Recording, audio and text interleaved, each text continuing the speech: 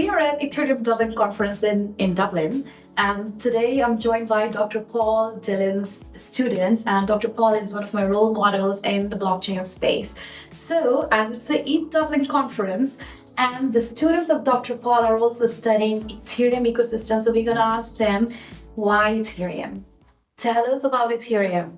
Okay, You want to go? yeah, I can go first. So I'm Subhashini, Dr. Paul's student. Yeah. And though I'm newbie into the Ethereum ecosystem, but what I've learned through his class is that Ethereum is world computer, and it is playing a vital role in blockchain space where the transactions are made secure, and there is decentralization involved, and it creates a peer-to-peer network, right? So that's what Ethereum is about, but there is a lot of decentralization apps which can be built on Ethereum.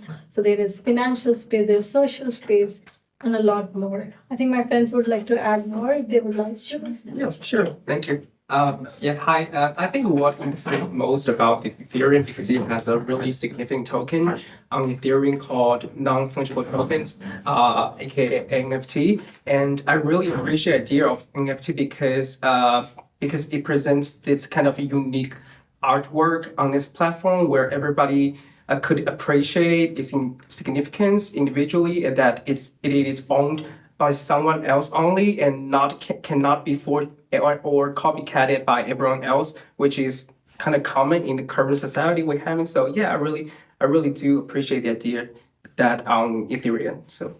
Yeah. Hi, I'm Emily. I'm also a student from Paul's class.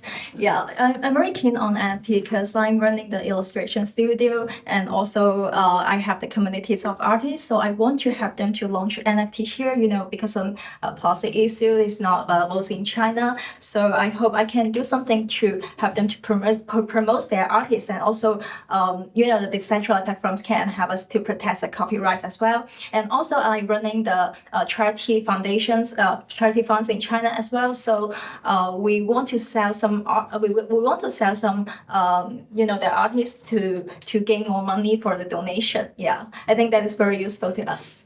Thank you. I'm Skylar. I'm also a student in post class, and I think there are a lot of topics which are very interesting. One of them is about like decentralization finance, because like there are a lot of trading barriers existing in the current world, but we don't think it's a good thing. So maybe in the future there's a possibility that we can reduce this kind of barriers, and also like there is like high inflation in recent years, and we all know that.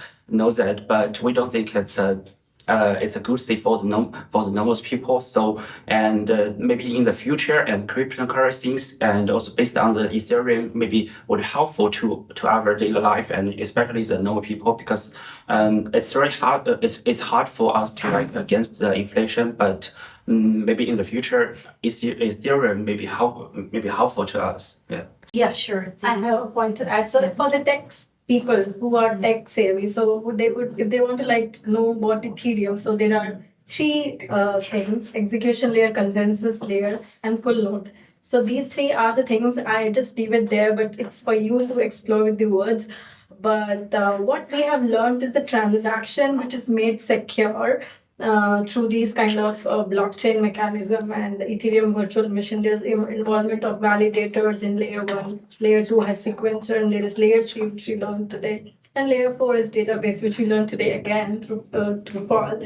And something which I like to emphasize most on is I'm interested in decentralized autonomous organization. A part of it I had seen in the voting mechanism for the validator. So where there is an epoch and there is a slot. So in that slot, the transaction happens. But there's a voting mechanism happening when one person is randomly chosen as the major person who's doing the act, and 10 people is the community who's looking upon it, and everybody has to vote, and then there's an affiliated voting done, and based on that a particular slot is created, and that is done in 12 seconds, just 12 seconds. So that is something important and very exciting, which I learned with smallest span of time. You do so many things, but there's a lot of consensus required there. So there is a possibility of DAO in such places. So why not in the real world, in others, not just Ethereum cryptocurrency or not just the financial space? Why not DAO be used and leveraged in other organizations? Why do we need a hierarchy? Why can't it be a flat structure where everything runs on a voting or consensus mechanism?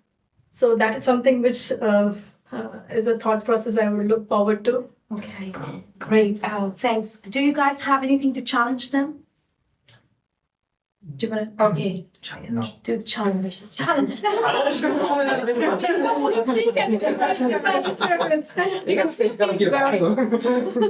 Because we've been very optimistic about Ethereum, that's for sure. But the key challenge lies in gas fees. Yeah. The proof of work to proof of stake has obviously improved it.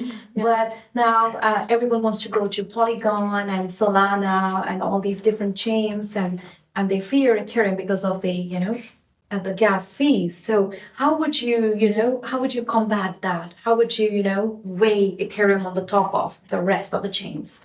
I'm not sure if I'm correct, but I'll try answering that. Okay. So typically, I'd say that Ethereum is working into account abstraction. Okay, so that means involvement of smart contracts and avoidance of using third party person, not trusting on the people rather than trusting on the piece of code. Smart contract is nothing but a piece of code. So I think that would act as a USP for Ethereum, Right. for people to build upon Ethereum, and it is very much compatible with lot of decentralized applications out there. So I think that's a very good platform to go about, and ETH is a good token. We all vouch for that. Yeah, so we'd say go for Ethereum. Great, lovely. So that's amazing. That's insightful, Chad, right? And I wish you all the best with your NFT project in China. It's a very philanthropic, and so you're supporting the society as a social entrepreneur. So really amazing. All the best. All the best to you all. So now, what shall we say for Dr. Paul? Is there a message you want to give to Dr. Paul? He's such an inspiration. Yes. We have. Yeah. There you go. We love you, Dr. Paul. Yeah, we love you, Dr. Paul. Thank you so much. Thank you so much. When we started the class, personally, I wasn't very much sure about this Ethereum. I just have heard of cryptocurrency and Bitcoin. But now, when I'm able to speak with so much of confidence on these topics, I feel evolved. And I really thank you so much for that. Thank you. Great, lovely. Thank you, guys. Thank you. It's been lovely meeting you. Lovely knowing you.